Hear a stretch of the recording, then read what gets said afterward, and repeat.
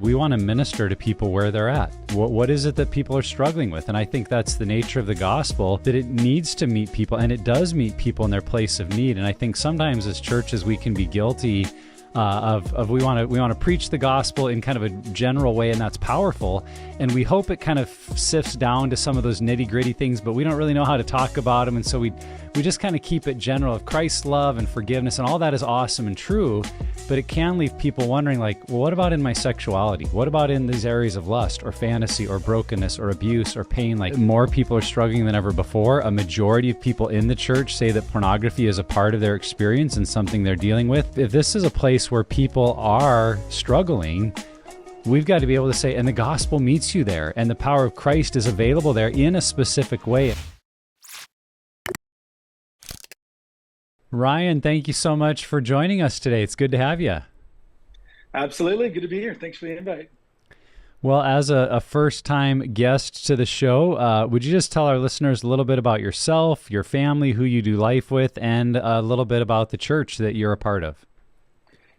Yeah, absolutely. So I'm 41 years old. I was born and raised in the Pacific Northwest. Life began in Olympia. Don't remember a lot of that, but grew up in Sammamish area, so east side of Seattle, and grew up in a pastor's home. So been in and around and passionate about the church my whole life. When I was 15, my family moved from Sammamish to Central Washington to Yakima, and that's where I met my wife. Graduated high school from West Valley High School, did some community college, and then also did Global University, which is where I got my Bible and theology training. And I actually started in ministry as a pastor pretty young. At 19, I was an associate youth pastor at the church there my dad was pastoring. And then in that journey, met my wife. We got married, had 3 of our 4 kids in Yakima. So that would be my oldest, Braden, who's 17, my next oldest, Emma, my daughter, who's 16. And then I have a 14-year-old son, Jackson, and an 11-year-old son, Liam. And Liam is the one that was born here in Spokane because about 13 years ago, we felt God called us to plant a church. And so my wife and I and like 16 other crazy friends packed up our lives and moved to Spokane, Washington from Yakima, which is Central Washington, and started the church I now pastor, which is True Hope Church, right here in Spokane. Yeah, I really appreciate you being a part of the 4 Kids Club, not like those crazy people that stop at 3. Rodney, over to you and your 3 Well, kids. listen, 3 is all I can handle. So I told the Lord, you said you wouldn't give me more than I can handle. I'm at max capacity here at 3. But it is fun. It is fun to have Ryan on the podcast. I've known his family for a long time and just so enjoyed our friendship over the last 5 years, maybe 7 years especially. And it's just been what a joy to have you here, Ryan. Thank you for your time today. Yeah, thank you. Your story about 3 and 4 kids, just real quick, makes me think. When we had 3, I told my wife, we went out on a date, and I said, "I'm done. I'm done. I don't want any more kids. I'm at capacity." And my wife looked at me and kind of nodded. And then he kind of boldly looked at me and said, "Well, maybe God wants to grow you. I think we need a 4th." And I said to her, I said, "Well, I'm scheduling a vasectomy." And she said, "That's fine. Go ahead and do that." And so we scheduled the vasectomy, and we got pregnant in the next 6 weeks before that vasectomy. And of course, there's a story of our 4th, Liam Wow. John, who's a great gift to our life. But funny story, I thought I was done at 3, but apparently my wife's right, has a direct line to the Holy Spirit. God wants to grow me. And so that's been happening now for about 12 years. So I thought you were going to say that night she said, "Well, I'm pregnant, so we're going to have 4. No, she was strategic. She knew that there was going to be more time for that to occur, even if I scheduled the vasectomy. So it was what it was. It proves my point, Ryan and Nick, that women control this way more than men. So, it is what it is. Yeah, for sure. Ryan, let me say, when did you, as a leader, begin to see the need to address the topic of sexual wholeness in your church? I know this is a tough area for churches to kind of lean into. And what gave you the desire, the motivation to kind of lean forward in this? Like, we got to start this conversation, and I feel prompted. And how'd that come about for you? Yeah, that's a good question. I was, trying to think about this. I feel like I feel like it crescendoed with the church plant. So we started a True Up Church, the small band of friends like 12, 13 years ago. And I think I had to kind of decide a lot of things with the launching of a church. When you start a church, you're passionate about the mission of God and you want to see the gospel at work in a new place, a new community, and kind of write your own story in that regard. And we were captivated by all those things. But as it pertained to like real life struggles and issues, I think we had to decide early on, like, are we going to be a church and am I going to be a pastor that wants to really tackle some of the real tough stuff that's in our lives, or do we want to be skillfully avoiding them? And I don't think any pastor wants to skillfully avoid this subject, but I do think there's often these crossroads we hit where we know, okay, we can engage in a pretty, forthright conversation about really important stuff. So early on in the church, I wanted to do that. I wanted to tack us towards a real honest and vulnerable approach to lots of real life issues. One thing I remember doing is we taught through a teaching series early on in the church. It was called The Cover Up. It was a topical series. It was like 5 weeks. It was based on the story of Adam and Eve in the Garden of Eden and the leaves they used to cover themselves. And of course, when we announced this to the church, we're teaching a new series called The Cover Up. Everyone's like, okay, I wonder if I'm going to be at church that day. And the subtitle was Moving from Hiding to Healing. And we talked about more than sexuality, but it was about like moving from addiction to sobriety in general. We talked about substance abuse. We talked about pornography. We talked about sexual health. And I think that probably kicked off the journey for us as a young church plant of like, okay, this is kind of in our DNA.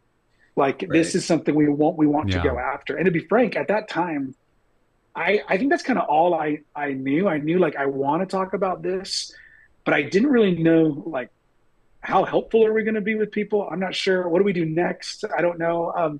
I do know from that what stirred up was us referring a handful of people to Conquer series. So we were aware of that resource and we had used that. But I think that was kind of one of the things that led me to, wanting to address this topic. I think another part of it for me is just my own story. I think growing up in a pastor's home, I was super grateful for the heritage and foundation my parents gave me. However, I don't think healthy sexuality was a really successful conversation in our home. I remember a really uncomfortable birds and bees conversation with my dad in his office. And, you know what I mean? Like, come on in here, Ryan. And so there was a book we went through and it was more about anatomy and sex and where babies come from. We did not get to the conversation, at least father and son, about stewarding my own sexuality as I would be awakening and figuring out what that was. And so I think I had, and later in my life, I don't remember the exact age. I want to say it was late teens, 18, 19. I came to my dad just saying, hey, I want to talk about this area of life and I need help. And I remember him feeling like, oh man, I wanted to talk to you about this. Thanks for coming to me. And that kind of just triggered in my mind, like, man, I'm not bitter at all about my parents or my childhood or my upbringing, but I want to move the ball down the field. Yeah, there you go. And so I just felt like, okay, we can do better. I'm planning a church. Let's talk about this. Let's have this more on the table in church life than it was for me growing up. And I think that'll be good. So that's probably when I decided like we were going to have to lean into this. And I think the other thing I'd say is couple that with then the response of the people in the church, right? When you take that courageous move as a leader, the people in your church do come forward. They say, thank you for this. Yeah. I've not had anyone, we've preached on sexuality and sexual sobriety and God's design for sexuality and the distortions of sexuality probably 4 or 5 times, like series over the last decade. And I've never had someone in our church come forward and say, why are you talking about this? Never. Right. It's actually the opposite. It's kind of like, hey, thanks for this. And I think then there's confidence that grows with that. Like, okay, we can keep talking about this. And it's taken us time. At first, it was, like I said, we talked about it, but we didn't have great tools. And I can get into more of that here with some of our questions. But now I think we're doing a lot better at creating a culture that'll talk about it, but now actually having tools. And that's directly connected to pure desire. Right. And I just would say, Ryan, thank you for having the courage to say, I'm grateful for what I was handed in my faith, but let's set aside what wasn't working, and let's embrace maybe moving forward. And just thank you for, I think the younger generation just craves, how do we integrate our faith in human sexuality, and a whole list of other issues. And so thank you for just having the courage to take steps toward that direction and create an authentic community of faith where, hey, we can wrestle with these things and grow together. Yeah.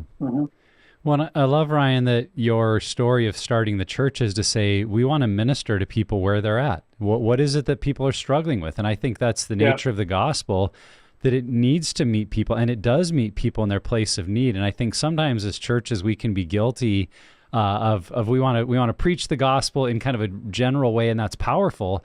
And we hope it kind of sifts down to some of those nitty gritty things, but we don't really know how to talk about them. And so we just kind of keep it general of Christ's love and forgiveness, and all that is awesome and true.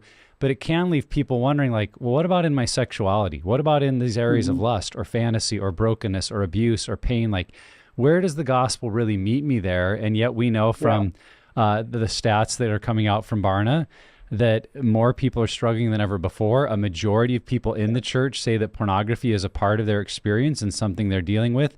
And so if this is a place where people are struggling, we've got to be able to say, and the gospel meets you there, and the power of Christ is available there in a specific way. And it kind of relates to the founding of Pure Desire, that I don't believe Ted Roberts initially set out to launch Pure Desire Ministries in his church, but he came to Gresham and to the Portland area, which some may know per capita has a really, really high number of strip clubs and gentlemen clubs. And as he would meet with men in the church, and he was always kind of about the pastoral counseling, and he would start to drill down into their story just over and over and over. He would hear their story of sexual brokenness and shame and their struggles with pornography or going to clubs.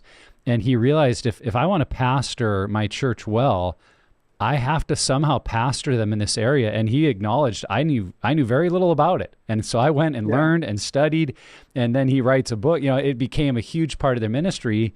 But the reason was because they saw the need. They saw that people were really, in a sense, dying on the vine there, saying, where does my faith integrate into this piece that we never talk about? And then that led to the birth of Pure Desire Ministries. So I just appreciate the way you said, where are people at? What do they struggle with? And we want to make sure our church is meeting them there. So I know early in your story, Ryan, you guys had taken some steps towards addressing this topic that didn't initially take off, that didn't go so well. And I think a lot of churches maybe fear that if we broach this topic and try to start a group or launch the ministry, like, what if it doesn't work, or no one comes, or it goes poorly? And so just talk us through that a little bit. Can you tell us about what you guys tried and what you learned from that initial attempt? Yeah, so I think we had a culture where, at least from the front, we were willing to talk about this, and it wasn't all the time. And then, as we continued to grow as a church, we started like quarterly men's breakfasts, and it was in that environment where, like, we should talk about this. And we showed a video and tried to launch the Conquer series through a men's breakfast. We had about like 100 guys coming to a men's breakfast. And so we showed a video, and it was just kind of like, hey, are you addicted to porn? Like, you need to get help, sign up over here. And we had like 3 guys sign up. And obviously we know that statistically that doesn't match reality.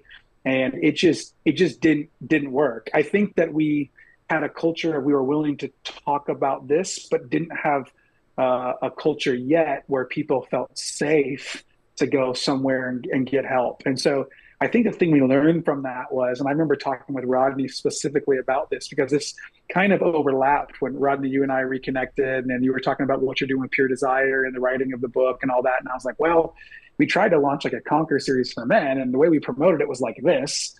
And Rodney was like, like, who's going to sign up for that, dude? And so the lesson... Yeah, it's like, been there, done that, Ryan. Been there, done that. Yeah, the lesson learned was like, oh man, we got to lower the shame way more. We got to talk about this, I think, from a holistic perspective, that sexuality is a God-designed thing, and it's good, but it's distorted. And a lot of us, have distortions of that presently in our life. And all of us can relate to this. There's no one that this doesn't relate to. And we didn't have that language and that culture built out yet. So we had a culture of courage, I think, but we didn't have a culture of wisdom around this conversation. And so that is where I think we slipped up. We tried it. It wasn't like a failure per se, but it was like, that didn't that didn't hit the mark like we needed it to. Yeah. And Ryan, thank you for just making it a learning opportunity, not a shaming, but like we're just trying to figure things out, you know? Yeah. And thank you for keep growing in that regard, you know? Yeah. Yeah. So we did, after that, what happened was we tried to launch that class and it was struggling. It wasn't working very well. And Conquer was a resource we had available. Like we had it, we could check it out to people. We referenced it for people. We said, go get this.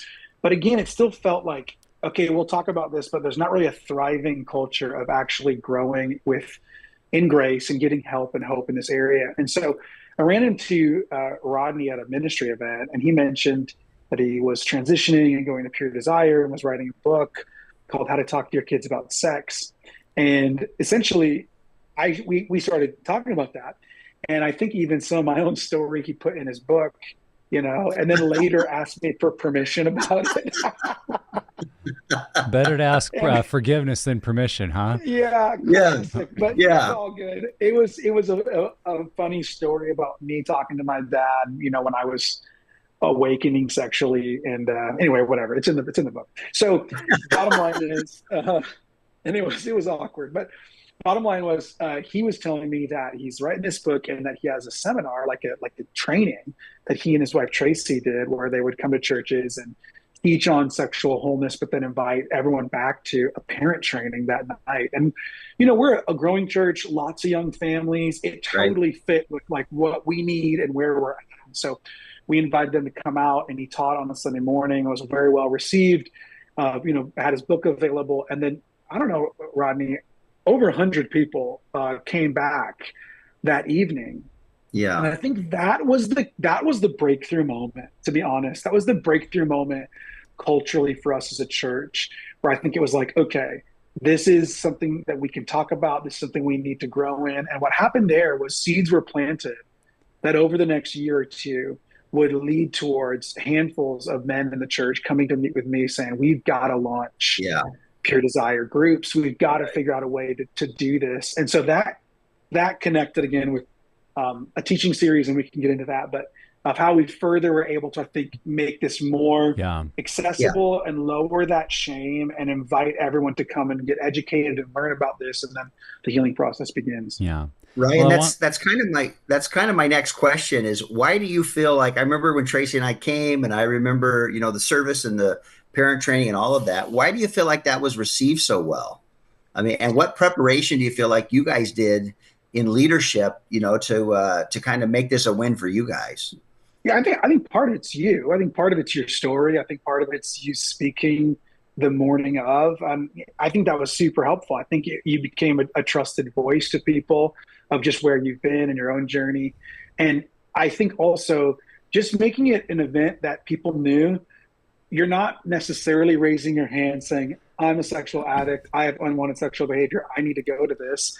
It was like, hey, this is a sexualized culture and a sexualized world, and all of us can relate to this. And whether you're a grandparent, parent, or a teenager, let's help our kids and grandkids. Yeah, it is. And so what that does is it allows everyone to opt in. Yeah. And I just think that, you know, we wish the culture was different, but the reality is not everyone's ready to opt in and say, yeah, I am a sexual being, and we need to have conversations about sexual health. And so that enabled that.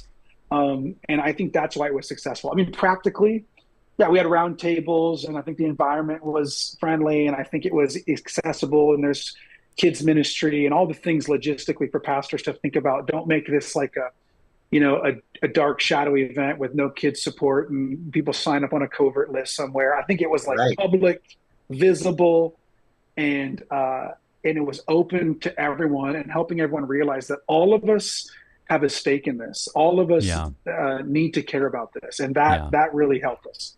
Right. And, you know, Ryan, it's the one statement I can say in church. Sorry, Nick. And where I say, how many agree we should not let porn be the sex educator of our kids? And every hand goes up, right? Absolutely. Even grandma, she doesn't know what that word means, but she's raising her hand. Doesn't sound good, you know?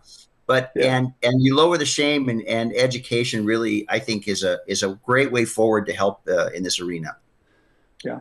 Yeah, anyone that's heard Rodney and Tracy speak, or really anyone on our Pure Desire speaking team for that matter, it's really this heartbeat to say we want to normalize the conversation. We want to Right. move it from being, that problem that those people have, or the few of you, to just acknowledge, hey, we're all sexual beings made in the image of God as such, and we've been born into a fallen world that's impacted our sexuality. So we all need to understand, to grow, to learn, and putting it in the category of discipleship or training or education or equipping, rather than in a lot of environments, it kind of gets left in the shadowy halls of addiction or, grief support, and those things are appropriate, but it can kind of create this big hurdle of, well, I don't know if I need that.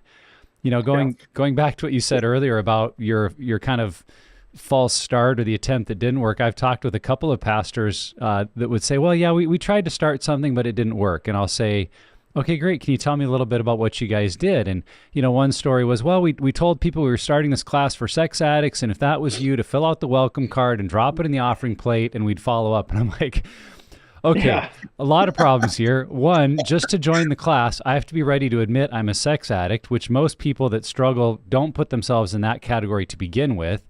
They have to write it visibly on a welcome card, which, by the way, the person sitting next to them or around them in church may have no idea they ever need that class, so that's embarrassing. Then they put the card in the plate, and they don't know who all is going to see it, and who in the, how many office staff members will see my name on that card. Like, there are so many barriers that you just created. Even if there are a large number of people that really did need the class, signing up for it was just too big of a step. I heard another example where the pastor said, well, we had a couple that wanted to host it in their home. And so we just said, hey, if this, if pornography is impacting your marriage, show up at Joe and Julie's house Tuesday nights at 7. And no one showed up. And I'm like, I'm not surprised by that, because probably a whole bunch of people don't know Joe and Julie, and going to someone else's personal home that you don't know is difficult. And C, most couples don't know about this. One of the stats that came out in the Barna report is asking people that do struggle with pornography, that said, who knows about your struggle? And half of the people, 50% of those looking at pornography, said no one knows about my struggle. So at least half of the people that have this struggle, their spouse doesn't even know yet. So they're not showing up for the group. And even if it is causing an issue in the marriage, it is a really big step to go from, my husband and I arguing about it to my husband and I going to a group with other people. Just the readiness factor there. And so I think in a lot of situations, it is that kind of first step can feel very embarrassing or shameful, or like there's this flashing red light of, this is the porn addict class, and if you walk through the door, you must have a problem. And that's just not. Now, eventually there may come a point in a process where someone will acknowledge, man, I've got a pretty deep struggle and the help I need is significant. But where that gets acknowledged has to be in a very safe, confidential, private kind of manner, which isn't the best starting place usually for a church to launch a ministry. And so I just see so much wisdom and value in what you guys did to say, hey, this is for parents. We want to come and equip all of our parents. And then within that training, as I know what Rodney and Tracy do so well, they're able to say that, hey, if you want to help your kids, one of the best things you can do is to face your own story, is to help yourself. And then appropriately, you guys provided an opportunity to take that next step, which I know in some of your story as a church was to offer Pure Desire's introductory video series, Sexual Integrity 101. So I think that was the next phase for your church. You did a sermon series and offered Sexual Integrity 101, and you guys had quite a turnout. So how many people signed up? Did you expect that? And then how did you do a training like this with so many people in the room? How did it work? Yeah, that's awesome. So that's what happened. So essentially after that, parent training helped us, I think, move the ball down the field further. And then I had someone come and meet with me and say, hey, like, we've really got to do SI 101. And I'm like, great, let's combine it with a teaching series. We were teaching through the book of Genesis. So we were going to be in Genesis 2. So we just mapped out this whole kind of focus on healthy sexuality for 3 weeks. From the pulpit as far as teaching. And then we also had a very brave couple in our church film a testimony, and they just shared their story. And so I was able to talk about this, have them share the story, and then give people a next step. Hey, sign up for SI 101. And again, we used similar language to how to talk to your kids about sex. It was like, look, this is the kind of thing that all of us are welcome to learn, Yeah. to educate, to develop more understanding. And I just kept, I think, in that lane. And so, yeah, we had a tremendous response. We had over 120 people sign up and show up to SI 101. That was shocking. What percentage of your church would that have been at that time, Ryan? At that time, of your adults? that probably 20% of the church. Yeah, coming to one class. That's pretty impressive. Yep.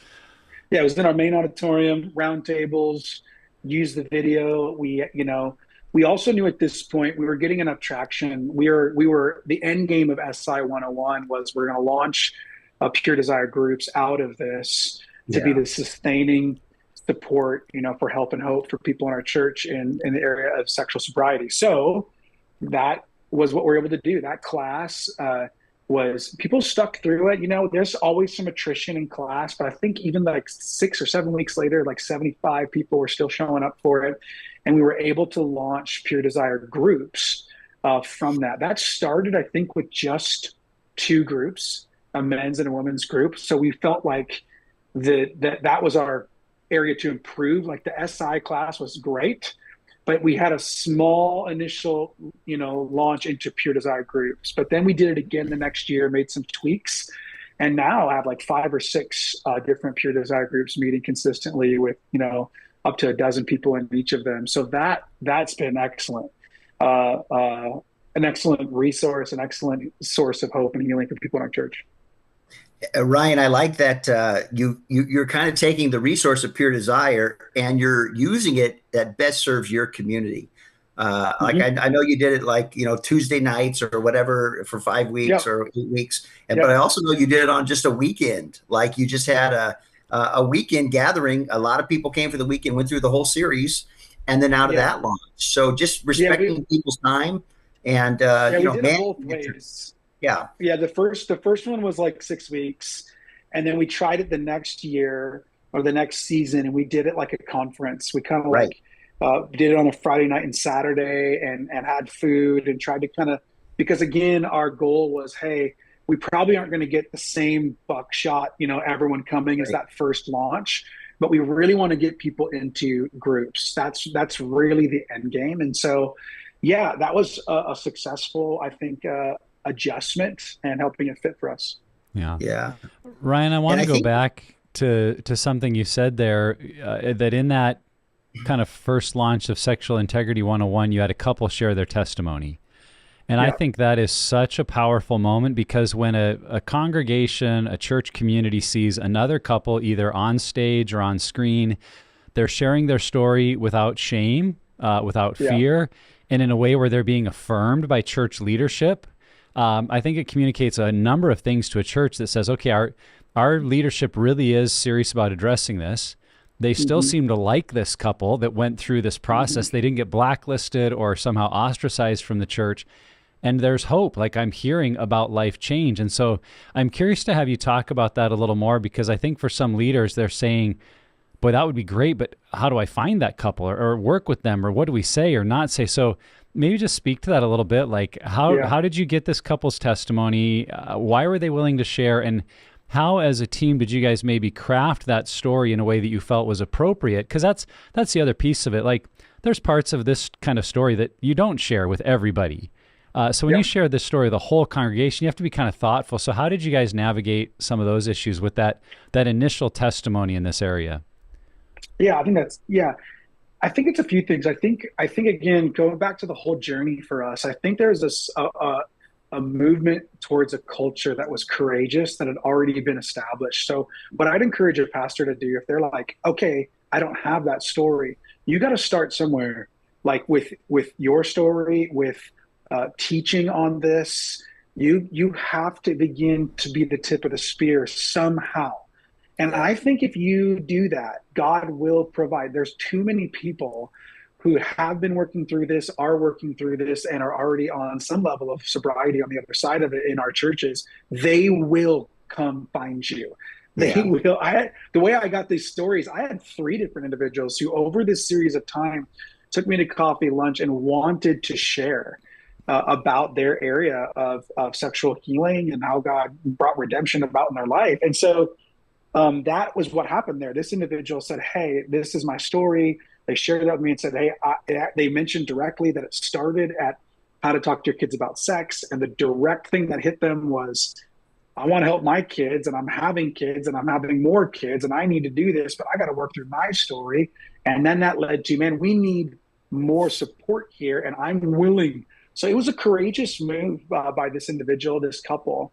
But I think the way that we get those stories, if we don't have them, is we as leaders, we have to set the tone here and open up our lives appropriately and be courageous to teach on this subject. One of the things I'm passionate about this area. I love teaching. That's a passion for me, teaching scripture, teaching theology in a way that connects to everyday life. We've got to talk about God's design for sex. Like, that needs to be in every pastor's preaching plan on some rotational basis. Yeah, I love and it. I don't even think necessarily it's like we need to preach on porn. No, you need to preach on sex, and then you're of course going to talk about porn and other distortions and disruptions of this area. So I think pastors feel the burden of like, oh no, I've got to be the police guy. It's like, no, you need to be the champion for truth and beauty and goodness. And that includes that sexuality. Amen. Yeah. And health. Yeah. And then of course, I promise you, here's what will happen. People will call you for coffee. They will set up a lunch date with you, and they'll want to talk to you. So, Nick, that's how I would encourage a pastor that feels like, I don't know where to get those stories. I'd say, well, teach on it. And maybe that's a big step for some pastors. Okay, podcast about it, blog about it, have a conversation with a few trusted men or people in your church about it. You got to get the ball rolling. Well, and Ryan, I would even double down with that to say, if you're a pastor and you haven't really owned or know how to work through your own history or your own story, Pure Desire has groups. Get in a group and work through your own story. And I think what's most personal is most universal, and what's most universal is most personal. So we're all humans. We're all sexual beings. But in ministry with pastors, sometimes that's been one of the things we don't want to be the tip of the spear. We don't want to own our own story. And I know when I did it for our congregation in Coeur d'Alene, when I owned my story and didn't have shame around it any longer, but said, hey, here was my journey growing up as a kid. Here's when I got help in my 20s through a therapist, and just didn't live in shame any longer of that. It's good. You could write a brave new ending. And so I just would say to pastors, you could be more of the key than you realize, because you're establishing culture. And this is where I just want to say, I want to brag on you and your wife just a bit here in a good way. Thank you for owning your story at whatever level and your journey. And then just, offering it as a sense of, hey, this is life that we navigate, and providing a culture where it's safe for other couples to get on stage and do the same, and offer that as a culture of we're healing and we're growing here. And that's what we're about. Yeah. And that's the gospel, Amen. Came to help us with the hell we're living in here and now, I like to say. Yeah. So, I love that story has a way of, it slides behind the wall of our defenses, where when we just hear theological truth or things, expository preaching, which can be great and has a place, there are kind of some emotional defenses of, well, I don't think that applies to me, or if they knew my story, they'd reject me, or I've kind of put on this front for so long that if I now reveal I have a problem, people won't support my journey.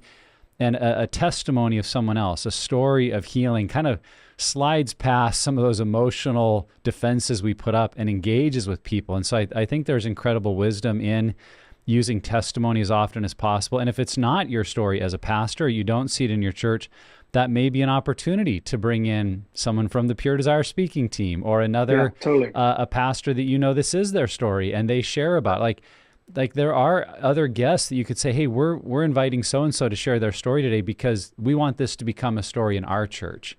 And they've seen it in their life or in their story, and we just want you to hear what God does.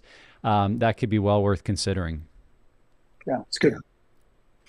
Ryan, you've built some really great momentum for your congregation here. And I like that, there's the Conquer series, there's the parent training, there's the SI 101. I just like that you're willing to continue to find new tools and resources and keep this conversation going, not just one and done. Hey, we did that in 19. 2019, now we're good. We launched our church, we did the sex series, now we're good. But now you've kind of got some momentum, and there's a process that you can say, hey, here's the good resource. Here we can start on an education level. But if people are stuck, a betrayed spouse or an addictive spouse, there's groups and tools that you can get into.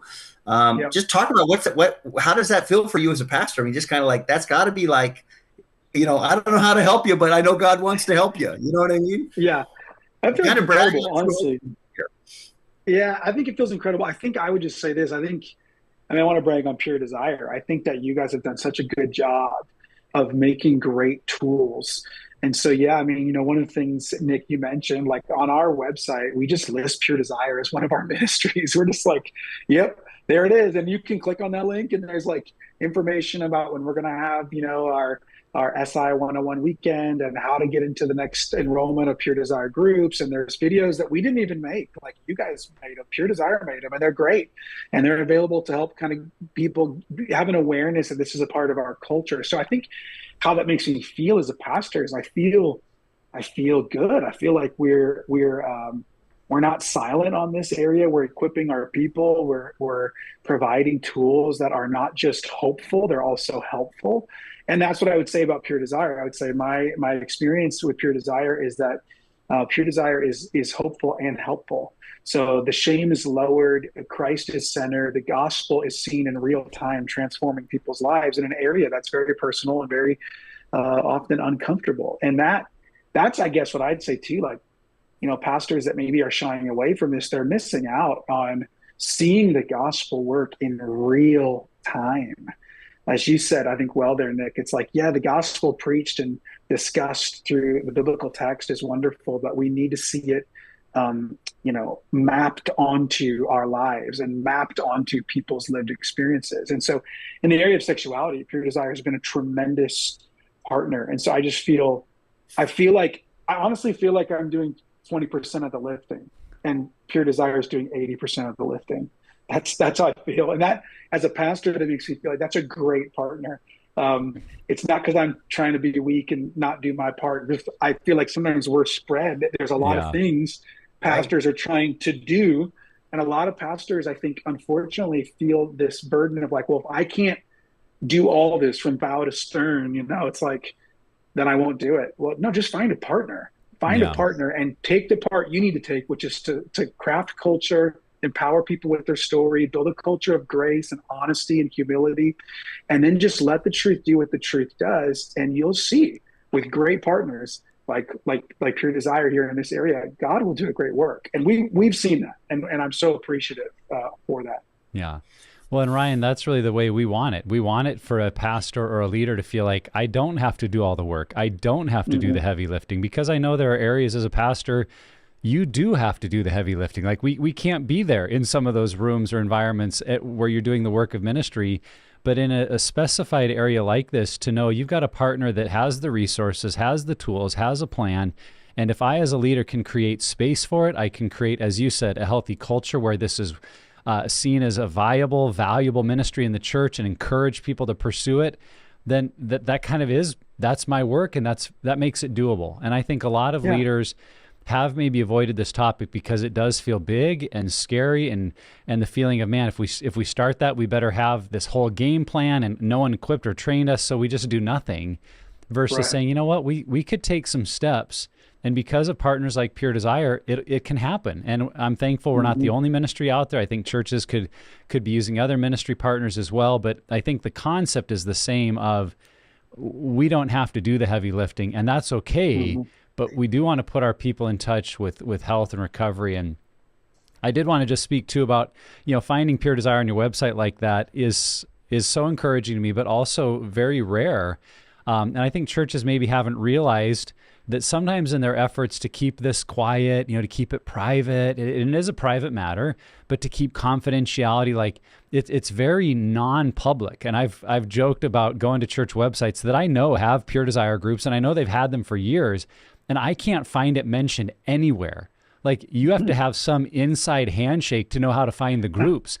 And what that inadvertently can do is it reinforces some of that message of, this is shameful, this is awkward, this is secretive, we don't know really how to handle it. So we have these hush-hush groups, but no one talks about it. When really we need the opposite to be true, just like you guys are seeing, that it needs to be public. Because I think, especially because of the private, shameful nature of it, a church needs to be willing to really publicly say, we have groups, we have a plan, we have a strategy, we want to help, you're not alone. And yes, someone joining a group needs to be confidential. Their participation needs to be really, really private. But the ministry itself almost needs to get more elevated, because otherwise it gets caught up in that shame of, well, we don't really talk about it. No one knows what to do. So we just all keep silent. And you guys are taking that opposite track to just be bold and say, this is one of our ministries. Come check it out. Be a part of it. And I think that goes back to the idea of discipleship then in the church, that if on your website people see, oh, this church helps with marriages, and they help with kids stuff, and they help with sexuality, that's just one of the realities of being a human being, and the church can help with that. And why not make it a part of our discipleship plan, which you guys have done? So kudos to you for your willingness to see that and embrace it and just make it one of the ways you're helping people. Yeah, it's been great. Nick, you said something earlier in the podcast too that I want to just reiterate on. And Ryan, you've taken advantage. I know some other friends in the Northwest, but Pure Desire has some wonderful communicators in our speaking team. I think of like our females, Ashley Jameson or Heather Kolb, just some great voices that I've had friends bring out to their congregation who, from a woman's perspective that's addicted, or how it affects the brain, or just coming at it with like just a lot of different educational ways and stories. You don't have to be the expert. I just would say to pastors, it's okay that you're not the expert in everything, right? But I know people, right? The only reason I have wisdom is because I know a lot of people that have helped me in a lot of different areas of my life. And I would just say to the listener who's a pastor, man, Pure Desire has a lot of resources that you can take advantage of, and can be great voices to help you if you're doing a series, or even now with this. Our parent training is going to be put on a digital format that churches could purchase and use that as a training piece to lower shame. And just thank you for, being open to conversations with me years ago, and just opening up to say, hey, what if, we had other voices speak to this? Yeah, totally. I love it. So Ryan, you were mentioning this a little bit, just encouragement to pastors, but I want to invite you to go a little bit deeper with that, because we know a reality in this area is that most churches haven't done anything. They don't have a ministry. In fact, in the Barna report that has come out, only 9% of pastors would say their church has a ministry specifically in the area of sexuality or pornography, which means 91% of churches don't. And so what would you say to that pastor that doesn't have a ministry, hasn't done anything, to encourage them? Like, what are they missing out on by not addressing this topic? Why is this such an important ministry for a church to embrace? Yeah, it's good. I think it's because, again, this is where people are living, and the data is clear. Our culture is just increasingly sexualized in all sorts of ways. And I think that pastors are missing out on speaking to one of the more important issues of life. And so I just would want to encourage pastors, again, to recognize that, like, there are incredible, not only specific benefits and needs for people in your church in this area, it spills over to all sorts of other areas. This area being under addressed is also causing a malaise of spirituality and vibrancy in all other areas of church life. I'm not saying it's the silver bullet, but I'm saying it's one of the core areas and core issues where the enemy clearly has a stranglehold on lots of us. And so I think that when we, as pastors, courageously address this and with winsomeness build the right culture to actually have it be effective with grace and lowering shame, I think what we become a part of is it's like an avalanche of good stuff. It's grace and freedom and life and seeing gospel restoration happen in people's lives. And there's the amount of people that have gone through SI 101 for us or are in Pure Desire groups. Those people's vibrancy of faith connected to the church in all sorts of ways is also evident. That you can just tell, like, God's at work in the areas of their hearts that I think they kind of thought we're never going to be healed. Yeah. And that's what pastors are missing out on here. The temptation to go, this is complicated, this is uncomfortable, this is taboo, this is whatever. That decision of not being courageous and building a healthy culture around this is going to cost you in a bunch of other areas. So I just feel like we can't bury our head in the sand. We can't do that. We have to be courageous and build a healthy culture around this area. So yeah, that's what I would say. Right. Almost you're saying, Ryan, it's the modern day revival about just, a different way of seeing it, but learning how to integrate the way of God in some of these sacred, scary areas. I remember one pastor saying to me, I was going to take this to my grave. No one was ever going to know. And so God's exposure wasn't to embarrass, but was to heal. It was to bring healing to those areas, not just to shame or embarrassment. Our decisions bring shame, not God. God's trying to heal all that. And so thank you for being a place where people can find that. Any final words of just encouragement? I love that you're here. I love that you're sharing your story. And I like you as a person, but thank you for just turning and say, what can we do to help the congregation be healthier in this area? Yeah. Just what final words would you give someone today? I would just say to anyone listening, you're not alone. You're not alone. I think that this, whether it's a pastor who feels like they don't have any idea where to start or how to move the ball down the field, or they haven't faced their own story, you're not alone. There's people that have walked where you've walked. There's great ministries like Pure Desire.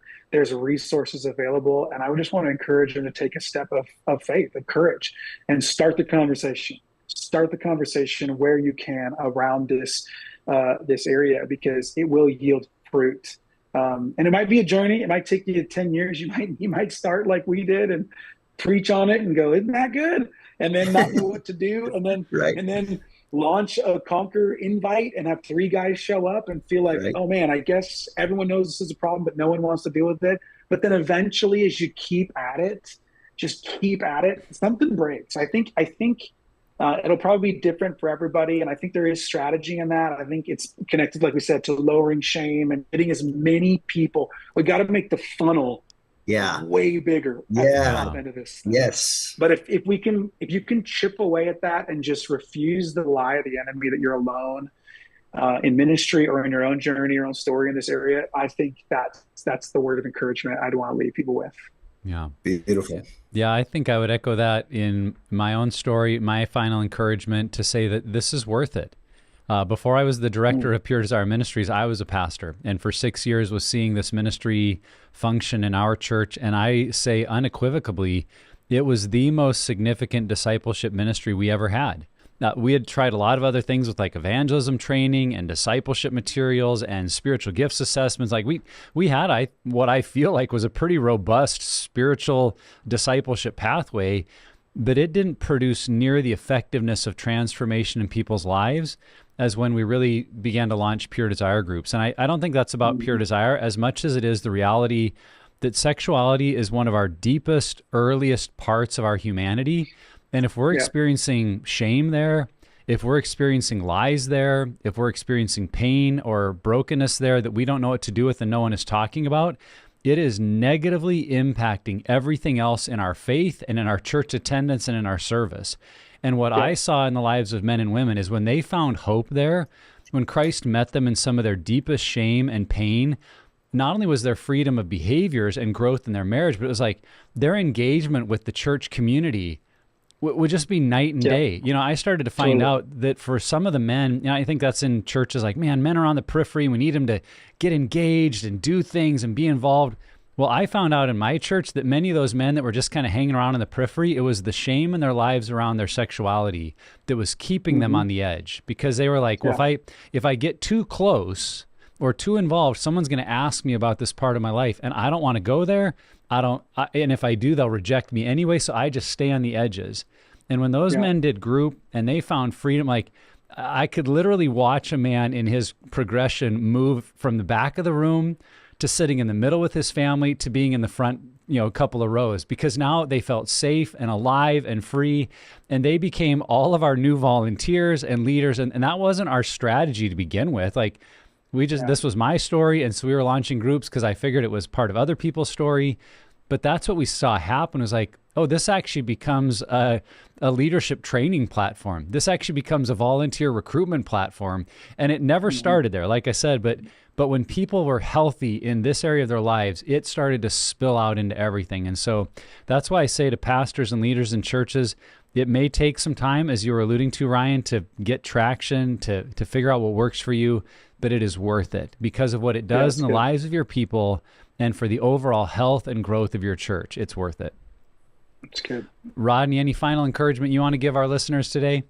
No, just leadership means go first. And Ryan, thank you for going first and leading your congregation in this area and having the courage to do it. And then Ryan is a tremendous golfer. And if you ever get a chance to get him on your team in any kind of golfing event, which I tried the other day, but it was unsuccessful,